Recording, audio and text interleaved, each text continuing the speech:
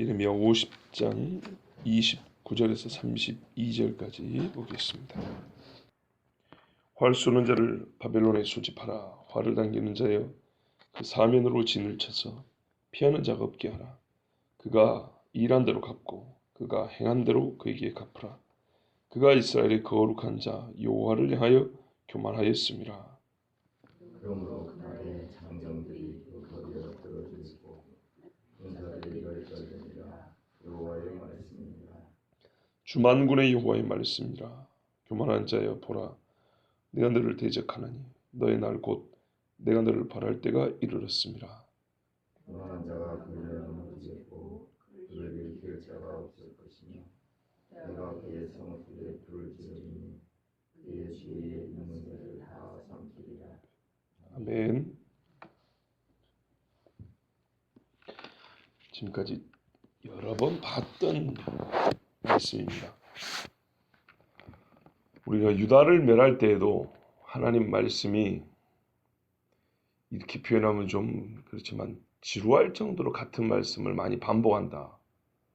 그런 이야기를 했던 적이 있습니다. 그런데 역시 마찬가지예요. 바벨론을 멸할 때에도 보면 한마디로 그냥 몇 줄로 해도 될 이야기 같은데 너무 자세하고 너무 반복하고 그렇지 않습니까? 이제 바벨론 아직 한 장도 안 끝났어요. 그런데도 벌써 그 이야기가 그거 같고 어제 했던 이야기가 오늘 한 또 그 소리 같고 그렇죠. 친다, 군대 불러온다, 불질 거다, 젊은 놈들 다 죽여버릴 거다, 사람 끌어갈 거다, 땅 흩어버릴 거다, 황폐하게 할 거다, 뭐 열매도 없게 할 거다.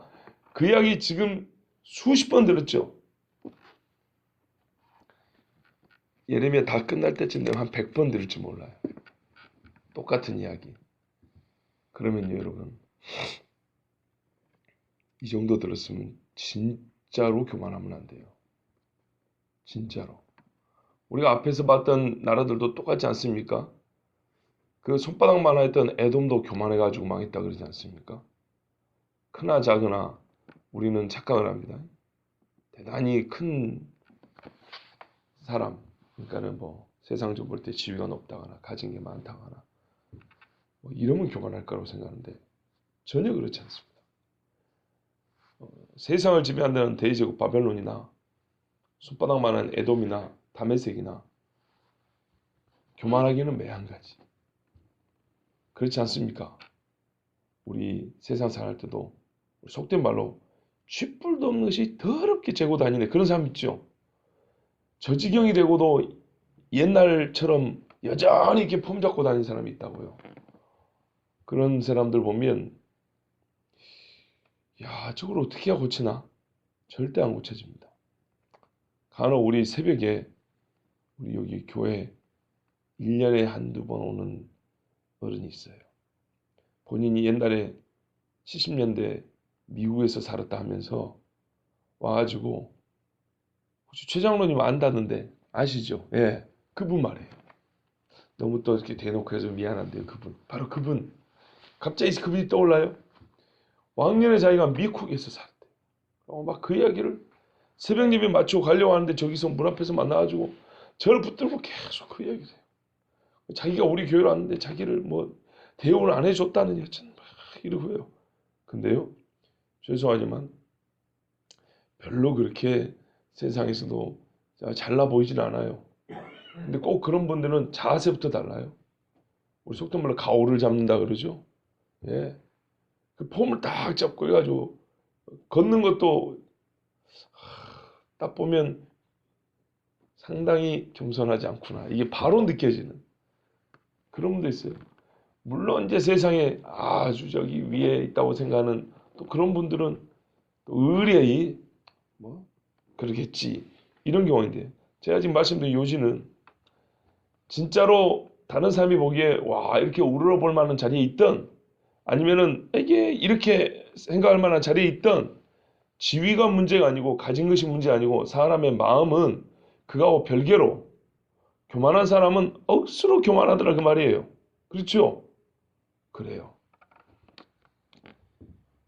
바벨론 이야기를 이렇게 자세히 하는 이유 다른 나라들이 이렇게 많은 일을 자세하게 하는 이유를 보니까 하나님이 뭐 이것들을 멸하는데 시간이 많이 걸리고 그런 게 아니고 가만 보면 공통점이 있는데 교만한 자나 교만한 나라를 하나님이 얼마나 철저하게 심판하는지를 아주 세밀하게 우리에게 말 그대로 철저하게 가르쳐 주는 거예요.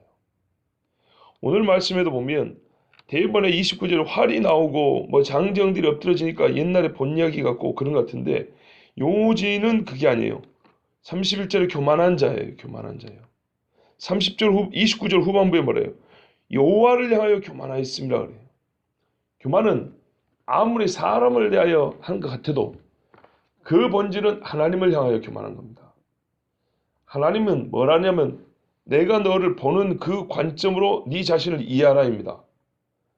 아담에게 너는 피조물이고 하나님의 형상으로서 네 자신을 이해하고 하나님이 명하신 대로 살 것이며 하나님이 너를 보고 있다는 것을 인정하고 살아야 되는데 마귀 와서 말을 넣는 순간 하나님이 어디 가버렸어요. 하나님 없이 마귀하고 둘이 이러쿵저러쿵 얘기하다가 하나님이 하신 말씀을 거슬러 버렸단 말이에요. 그러지 않고 대화 중에 하나님이 계시다는 이야기를 두어 번만 더 했어도 하나님이 이것을 명령하신 것을 내가 어길 수 없다는 이야기를 서너 번만 더 했어도 절대로 서놓고 안 따먹습니다. 그런데 하나님이 어디 빠져버리니까는 건방지게 거기서 마귀 말을 듣고 하나님의 말씀한 거 다 잊어버리고 지금 멋대로 한 겁니다. 29절 보세요. 활 쏘는 자여 와서 바벨론을 소집하라. 사면을 진을 치고 피하는 자가 없게라.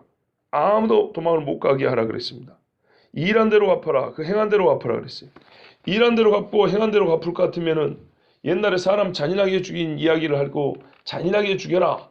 이래야 될 것 같은데 바로 이어지는 말씀이 그가 이스라엘의 거룩한 자 여호와를 향하여 교만하였음이라 그랬어요. 그러니까는 여기서 행한 대로 갚으라는 것은 구체적으로 행위를 하나하나 언급하는 게 아니에요. 옛날에 칼로 사람 목을 찔렀으면 너도 가서 찔러라. 눈을 팠으면 너도 가서 파라.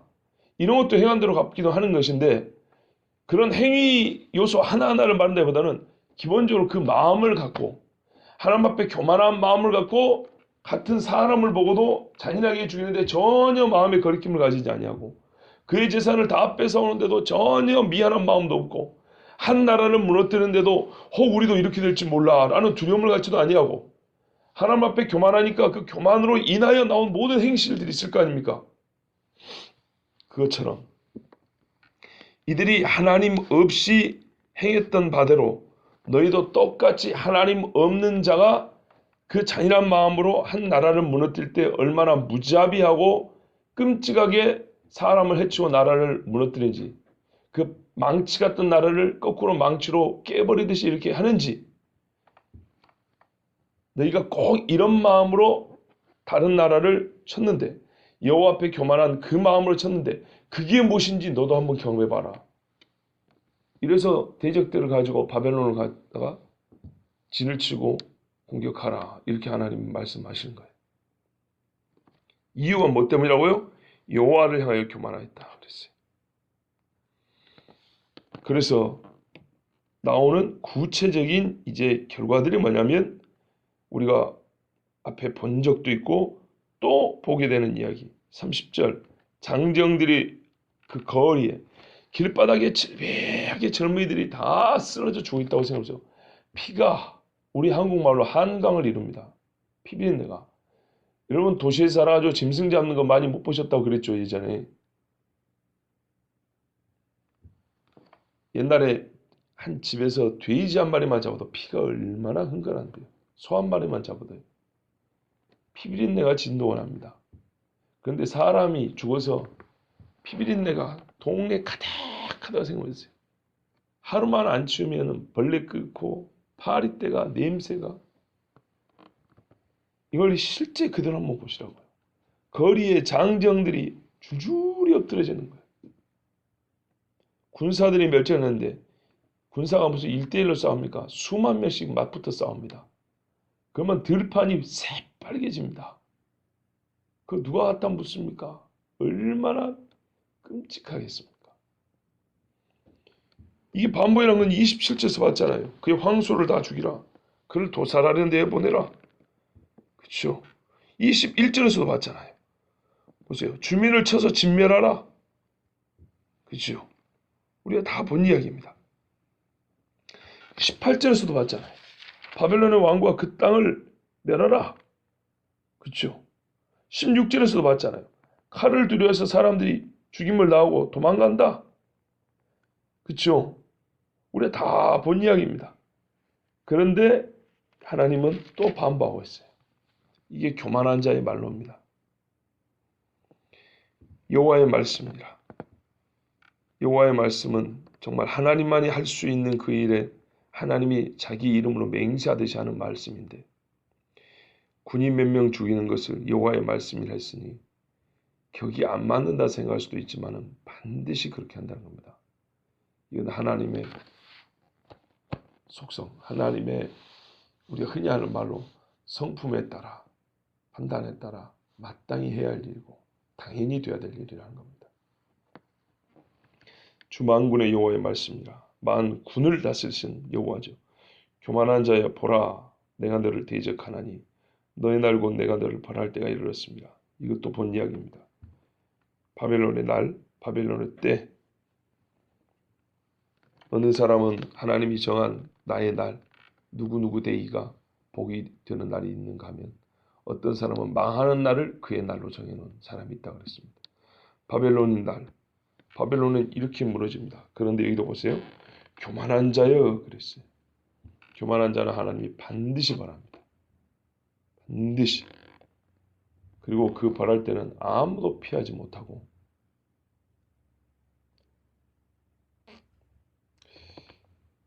교만한 자들이 벌을 받을 때 공통점이 뭔지 아십니까?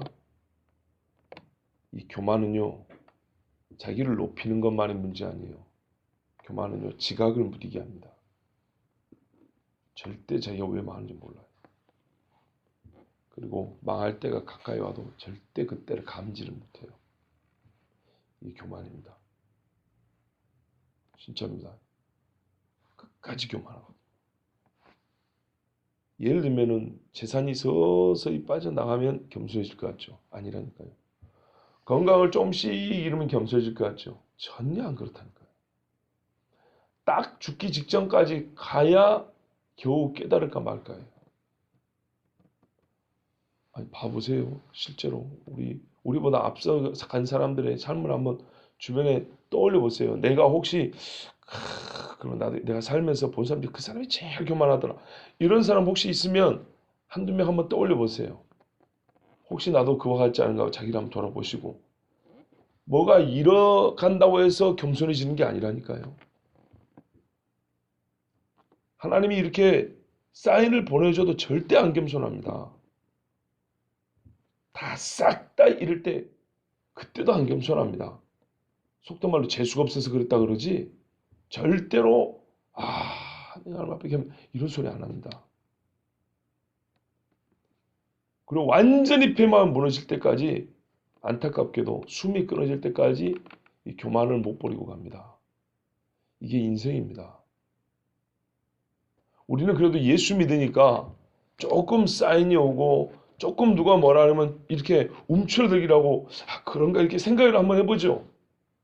그렇지 않은 정말 교만한 사람은요. 무슨 조건이 달라진다고 그 마음이 겸손해지거나 이런 일은 별로 없어요. 그러면 여러분 이렇게 생각할 거예요. 아니던데 돈이 있던 사람이 없으니까 굽신굽신거리던데 그거는 살라고 굽신거린 것이지 마음의 교만이 없어진 게 아니에요. 여러분 살기 위해서 회사에서 직급이 낮은 사람이 높은 사람한테 인사고과 잘 받아야 되니까 굽신거리는 거죠. 생존을 위해서 굽신거리는 거지 그걸 보고 겸손이라 그럽니까? 세상에서 교만한 인간도 군대 막 가고 짝대기 하나 달면은 위에 높은 장교들 오면은 굽신거린다니까요. 겸손해서 그런 게 아니라 계급 때문에 할 수 없이 굽히는 거예요. 제가 어떤 차이인지 이해가 되시죠? 겸손은 그런 게 아니에요. 겸손은 계급이 낮아도 본래 내가 할 일이다 생각하고 계급이 높아도 나보다 그 계급이 낮은 부하들도 이렇게 하면 힘들겠지 이렇게 생각하면서 본인 자리에서 해야 할 일만 그냥 묵묵히 하는 거예요. 이 계급 때문에 그 밑에 사람을 막 지나치게 부려먹는다거나 이렇게 안 하고. 그런데요, 진짜 교만한 사람은요, 지위 상관없어요. 가진 것 상관없어요. 그 마음에 심히 단단한 것이 있어요. 그런데 그 결과 어떻게 하냐? 갑자기 망해요. 몰라요. 이유도 모르고 때도 모르고. 이게 정말로 무서운 겁니다. 바벨론이 이 군대를 쳐들어올 때 어쨌다고요? 그냥 우습게 왔다니까요. 니까지 것들 뭐 와봐야 우리 바벨론을 어떻게 보세요. 내일 모레 망할 건데도 모르고 군대가 이미 완다는데도 모르잖아요. 우리가 일찍이 예루살렘 무너질 때 봤잖아요. 바벨론 군대가 쳐들어와가지고 지금 한참 성을 둘러싸고 있는데도 어떻게 해요? 예루살렘 안 무너진다 그러잖아요. 자기들이 하나님 앞에 지은 죄가 수백 년이 쌓여 있는데도 불구하고 예루살렘이 포위된 지 9년, 10년 이렇게 되니까 봐, 안 된다니까. 예루살렘은 절대 안 무너진다니까.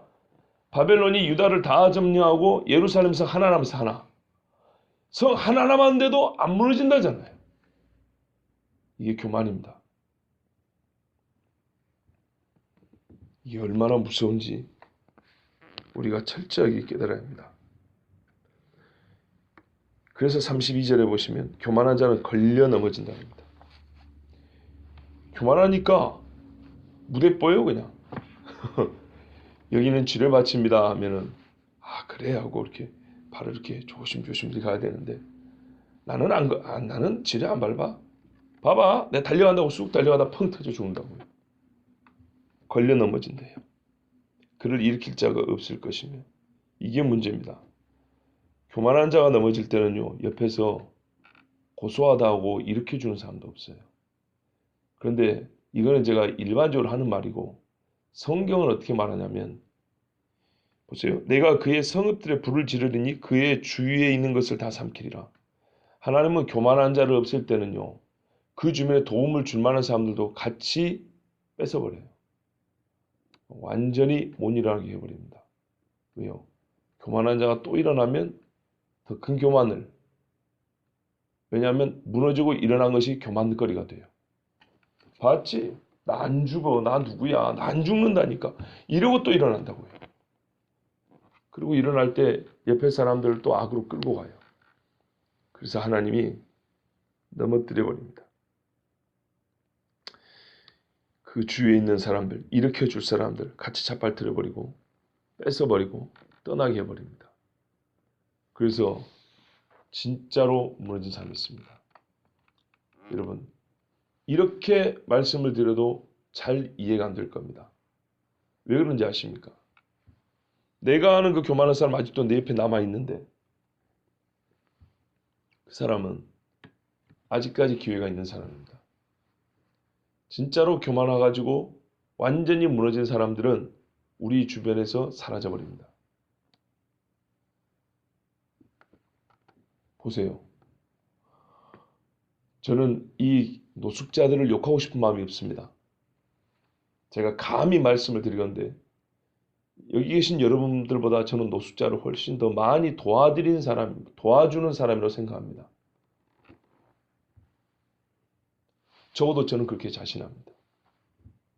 물론 여러분도 제가 한 번에서 좋은 일을 하셨겠지만 어려서부터 습관이 최소한 내가 불쌍한 사람을 보면 빈손으로 지나친 적은 없어야 한다는 원칙을 갖고 살기 때문에 바빠서 지나가거나 차를 타고 지나가서 도와줄 수 없거나 아니면 돈이 없어서 못 도와주는 경우 아니면 제 기억으로는 거의 90% 이상 항상 주머니에 있는 걸 내준 지금까지 그래왔기 때문에 저는 그분들을 욕한다거나 그분들의 인생에 대해서 폄하한다거나 비웃거나 이런 뜻이 아닙니다. 그런데 우리가 실제로 보면 이 길거리에서 다른 사람들에게 구걸하는 사람들 중에 그의 과거 인생을 들어보면 제법 화려했던 사람들이 있습니다. 꽤나 높은 자리에 있었던 사람들도 있습니다. 여러 가지 이유가 있겠지만 제가 지금 말씀드리고 싶은 것은 그분들이 노숙을 하는 동안에는 모든 사회적 관계가 끊어진다는 겁니다. 그래서 우리가 일반적으로 그 사람 요즘에 안 보여 이렇게 하는데요. 진짜 교만해가지고 하나님이 쳐버린 사람은 그 주변 사람을 끊어버린다 그랬죠. 그래서 우리가 관계가 끊어졌기 때문에 연락이 안 되기 때문에 그가 어느 처지에 있는지 몰라서 그렇지. 교만한 사람을 하나님이 진짜 쳐버리면 진짜 외톨이가 되게 만들어버립니다.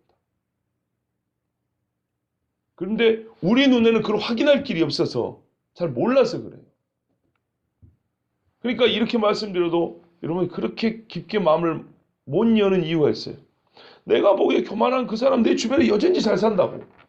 여전히 건강하고 뭐 한번 뭐 일이 있는 것 같더니만 그래도 버티고 살던데 당신은 우리한테 영적인 교훈을 주려고 너무 교만한 사람 막 치는 거 아니야? 그게 아니고요. 아직 기회가 있는 거라니까요. 그 사람과 그 집에 하나님이 아직 은혜로운 하나님이 기회를 주는 거예요. 근데 한 방 제대로 쳐버리면 어느 날 갑자기 이사가고 없어졌는데 몰라 몇 년 저렇게 뭐 객사해버렸다네 이런 소리가 들린다든지 행방이 묘연해버린다든지 그 가족이 완전히 파탄돼가지고 뿔뿔이 흩어져 버렸다든지 가족끼리도 연락이 안 된다든지 확인할 길이 없어서 그렇지. 그런데 그게 하나님이 교만한 자를 벌하는 방식이에요. 오늘 본문에 그렇게 있잖아요. 주변 사람들도 같이 버려버려서 혹은 일으켜줄 사람들과의 관계를 완전히 끊어버려서 제기불능. 그러다가 자기도 알지 못하는 사이에 죽어요.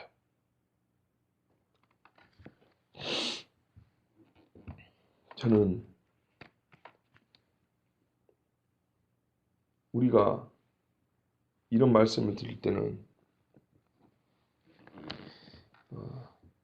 나 자신이 교만하지 않기 위해서 애를 써야 되겠지만 솔직히 그런 생각합니다. 적어도 하나님 앞에 새벽에 기도하러 나오는 사람들이 이와 같이 비참하게 교만한 자가 당하는 이런 벌을 받겠느냐. 제 자신도 그렇게까지 생각하는 게 아닙니다. 이게 나나 여러분이나 우리가 이런 기도 시간을 갖고 평생을 하나님 앞에 이렇게 산다면 이와 같은 벌을 받을 거라고 생각하지 않습니다. 왜냐하면 세상에 그 교만한 사람들도 하나님이 많이 기다려 주시거든요. 근데 이렇게 말씀 듣고 그래도 하나님 앞에 기도하는 사람들에게는 하나님이 더 많은 시간을 주고 더 많은 은혜를 베푸시죠. 나는 믿어요. 근데 저는 우리 중에 누가 이렇게 한다는 얘기가 아니고 말씀 그 자체가 가르쳐주는 교만한 자에 대한 하나님의 형벌이 무엇인지 들어야 된다는 겁니다. 이거는 분명히 알아야 합니다.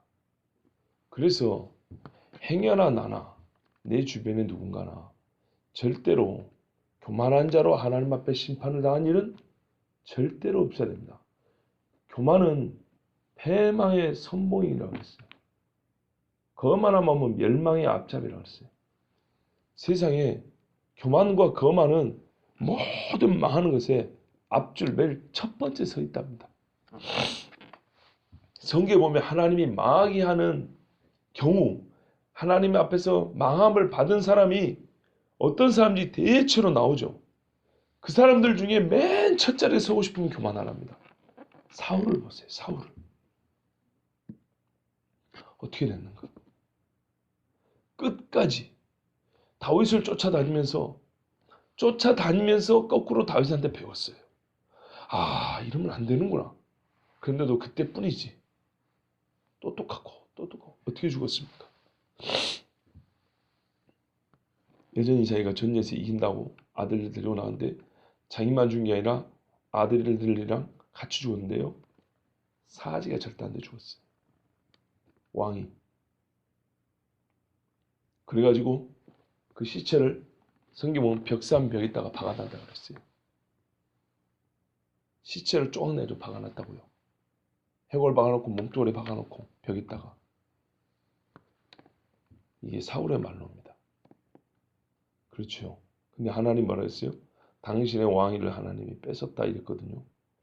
그로부터도 시간은 상당히 많이 흘렀습니다. 기다려준 겁니다. 근데도 어리석게도 계속 다윗 쫓아다니고 하나님이 다윗을 세웠다 했잖아요. 교만한 하나님을 대적하는 거. 직접적으로 하나님을 대적하는 게 교만의 죄예요.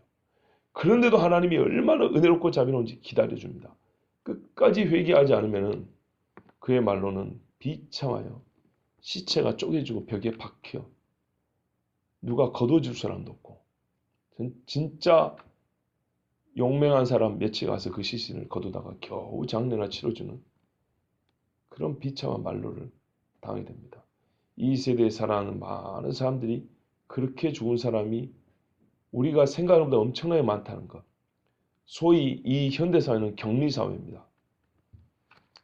막 태어난 애기 격리, 유치원 애들 격리, 학교 안에도 학교 안과 밖을 격리, 환자도 환자별로 병실별로 격리, 병 종류별로 격리, 나이 먹었다고 침 흘린다고 격리, 오줌 싼다고 격리, 격리. 사람 죽어도 옛날에는 집에서 시신 얼굴을 보는데 지금은 못 보죠. 잘해야 시신 닦을 때 가족들 나와서 보지. 사람이 태어나서 죽는 전체 과정을 볼 일이 없어요. 격리. 같은 업종끼리 격리. 같은 전공끼리 격리. 나이대끼리 격리. 이런 식으로 자 격리라는 말 표현은 좀 우리가 좀 이거를 깊이 새기게 하려고 격리라는 표현을 쓴 거예요. 분리라는 말도 되고 구별이라는 말도 되고. 그래서 자세히 잘 몰라서 그렇죠. 가만 보면 우리는 이게 가만 살펴보면 우리 사회를 가만 살펴보면 타인의 삶을 이렇게 자세히 살펴볼 기회가 별로 없어요. 그래서 잘 몰라서 그렇죠. 하나님이 심판하는 것도 옆에서 보면 와 무섭구나 이래야 되는데 그거를 볼 기회가 별로 없어서 그렇죠. 진짜로 하나님은 교만한 자는 이렇게 심판합니다. 찾아볼래야 찾을 수가 없습니다. 시편에도 뭐라는 줄 아십니까? 악인은 그 흔적을 찾을래야 찾을 수가 없다 그랬어요. 그러면 또 교만한 사람은 어떻게 생각한다고요? 뭐 교만한 사람들도 잘 사네 이런다고요. 이게 또 하나의 교만이 싹트고 있다는 거. 그렇게 보면 안 된다고요. 하나님이 보는 대로 성경을 봐야 돼. 세상을 봐야 된다고요. 아, 이 사람 안 보이는 거는 하나님이 혹시 벌하셨나? 내가 그를 판단하는 게 아니라 있는 그 현실을 분석을 하고 이해를 할 때, 아 그런 것인가? 그러면 나도 나의 경우도 누군가 똑같이 이 사람이 스스로 잘났다고 까불더니 요즘에 안 보여?